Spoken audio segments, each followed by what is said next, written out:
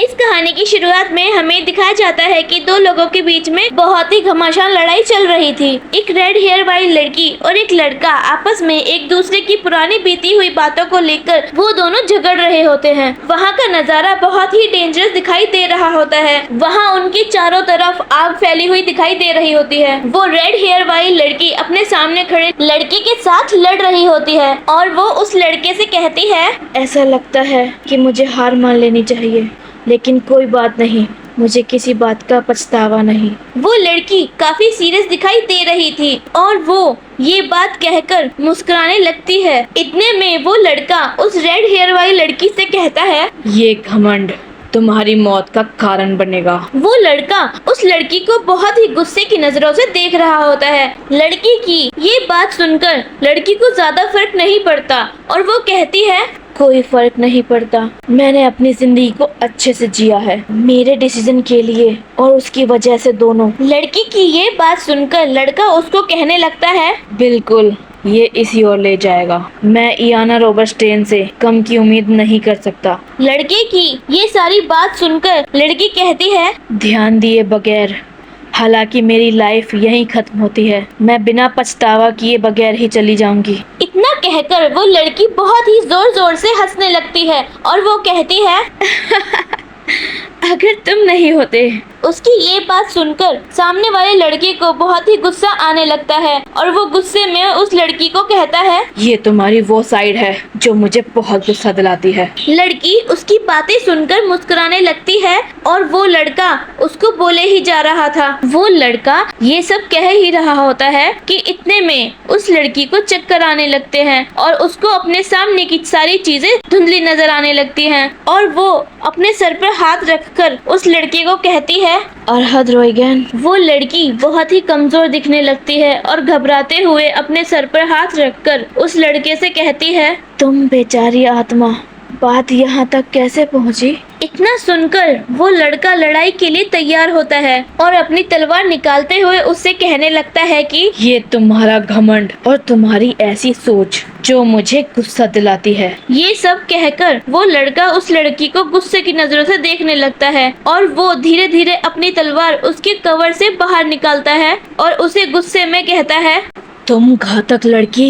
इतने में वो लड़की भी उससे अलर्ट होकर वो भी अपनी तलवार निकाल लेती है और वो भी अपनी तलवार से उससे लड़ने लगती है और उन दोनों की तलवारें लड़ाई में बहुत ही तेजी से टकरा रही होती है। वो दोनों एक दूसरे को बहुत ही गुस्से की नजरों से और नफरत भरी नजरों से देखे जा रहे थे। वो लड़का उस लड़की से लड़ते हुए कहता है, मुझे अफसोस। ये कहकर वो लड़का उस लड़की को पीछे की तरफ धक्का देता है और वो लड़का उस पर फिर से वार करता है। उसके बाद लड़की भी अपनी तलवार निकालकर फिर से उससे लड़ने लगती है और उन दोनों की तलवारें आपस में टकरा रही होती हैं। और वो लड़का लड़ते हुए उस लड़की की तरफ देखकर कहता है, बकवास, मुझे कोई अफसोस नहीं है।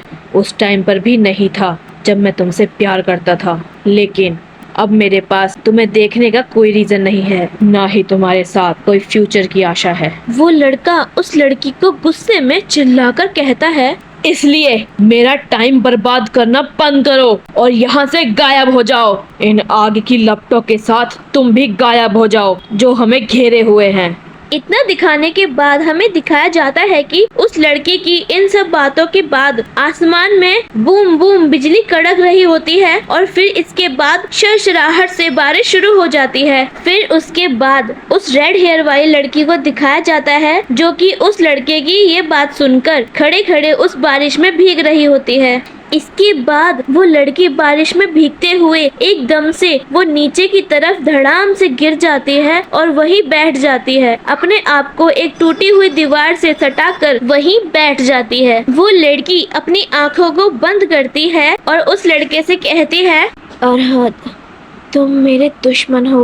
वो लड़की अपनी आंखें खोलकर उस लड़के को कुछ बताती है जिसका नाम अरहद था। वो उससे कुछ कहने लगती है, लेकिन मैंने कभी अपने आप को सच में तुमसे नफरत करने के लिए तैयार नहीं कर सकी। वो लड़की उसको देखते हुए उसका नाम लेने लगती है, अरहद रोइगन, अरहद रोइगन, अरहद इतना कहते हुए वो धीरे धीरे अपनी आंखें बंद करने लगती है और वो लड़का उस पर चिल्लाकर उससे कहने लगता है, तुम बेवकूफ लड़की, तुम्हारी हिम्मत कैसे हुई मौत से लड़ने की और ऐसी बातें कही। वो लड़की अपनी आंखें खोलकर मुस्कुराने लगती है और उससे कहती है, ऐसा लगता है कि ये अंत है। अगर अगले जन्म जैसी कोई चीज है तो मैं आशा करती हूँ कि मैं तुम्हारी दुश्मन ना बनूं, लेकिन इसके बजाय तुम्हारा शूरवीर। इतना कहते हुए वो मर जाती है और जाते जाते कहती है, अगले जन्म में मैं अपनी तलवार की शपथ देती हूँ। वो लड़की उस लड़के को जिसका नाम अरहत था वो ये कहकर उस बारिश में अपनी तलवार की शपथ देकर मर जाती है और इसके बाद उस तलवार को दिखाया जाता है और ये सीन यही खत्म कर दिया जाता है।